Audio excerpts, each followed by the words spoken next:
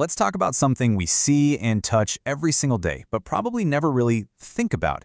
We're surrounded by all these objects with perfect, beautiful, and incredibly durable finishes, from our cars to our phones. There's this invisible art at play that decides not just how they look, but how they last. And today, we're going to pull back the curtain on that art. I mean, really think about it. That perfect, seamless surface on your phone, that doesn't just happen by accident, right? And we're not talking about a simple coat of paint here. No way. It's the result of some seriously sophisticated science, all designed to influence how we feel about these products. So what is it? Well, the secret is a microscopic coating, an unbelievably thin film that's been engineered at the atomic level.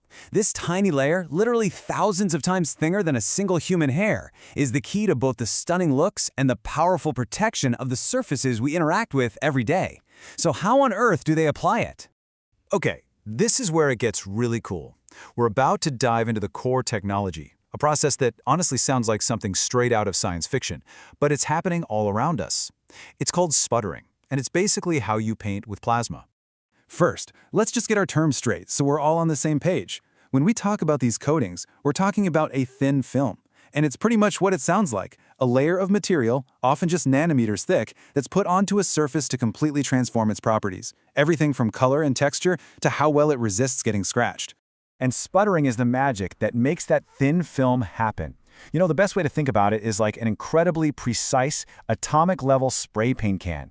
But instead of messy paint, it uses this energized gas, a plasma, to stick atoms one by one onto a surface, building a perfect, flawless film. So, how does this atomic spray paint actually work? Let's break it down. First, you start inside a vacuum chamber. You pump all the air out. Then, you introduce a gas, something like argon, and you zap it with energy until it becomes a plasma. Step 2. The ions in that plasma get fired like tiny cannonballs at a block of the coating material. We call this the target. They hit this target so hard that, and this is step 3, they literally knock individual atoms clean off its surface. And finally, step 4, those freed atoms travel across the chamber and land on the product, building up atom by atom into a completely perfect thin film. Now here's what's truly mind-blowing about all this. Scientists have an incredible amount of control over this process. They aren't just spraying atoms randomly and hoping for the best. Nope, they are true nanoscale architects, precisely designing the final look and feel of a surface right down to the atom. So how do they get that level of control? Well, think of the whole sputtering process like a complex recipe with a bunch of control dials. If you change the gas mixture, you can actually tune the color and transparency. If you adjust the power, you affect how smooth the film is. Even the voltage and the temperature play a huge role, dictating everything from the crystal structure of the material to the final gloss. It's this pinpoint control that allows for totally custom designs. And here's the crucial part, how this nanoscale texture affects what we see. If you create a super smooth, dense film, it's going to reflect light just like a mirror. That gives you that vibrant, high-gloss finish.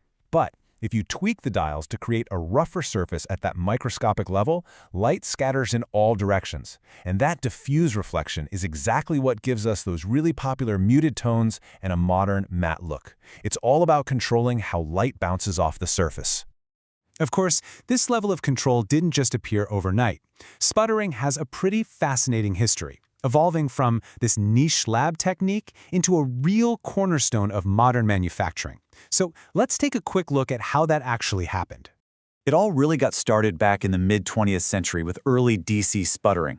But the real game changer was something called magnetron sputtering. It cleverly uses magnetic fields to trap electrons near the target, which makes the whole process way faster and more efficient. Then came reactive sputtering. This allowed for incredible color tuning by adding gases like nitrogen or oxygen into the mix. And today, you've got cutting-edge methods like HIP-SIMS, that's high-power impulse magnetron sputtering, which uses these short, powerful energy bursts to create coatings that are denser and more durable than ever before. And this all brings us to a really key takeaway here. These coatings, they aren't just about looking good. The same process that creates a beautiful finish also gives the object incredible functional properties. It's this perfect fusion of, well, beauty and brawn. And that is why you find this technology absolutely everywhere. From the anti-reflective coating on your glasses and the sleek finish on your laptop, to the durable surfaces on medical implants and the deep, vibrant colors on cars, sputtered thin films are a critical, even if they're invisible, part of our world. So that beautiful finish on your watch, It isn't just for show. It's also providing powerful resistance to scratches and corrosion. And the coating on a medical implant isn't just smooth, it's what we call biocompatible, meaning it can safely exist inside the human body without causing problems. The look and the function are totally intertwined. You know, this quote from the research just sums it all up perfectly. Sputtering is where aesthetic properties are synergistically combined with mechanical durability. What that really means is you're not choosing one over the other. You're not picking looks over toughness. You're getting both from the same microscopic layer. It's a pretty remarkable example of material science making things better in every way. So, the next time you pick up your phone or you admire the finish on a new car, take a closer look. Because you're not just seeing a color or a texture. You're seeing a marvel of physics and engineering, an invisible architecture built atom by atom. So what other unseen science is hiding in plain sight all around us?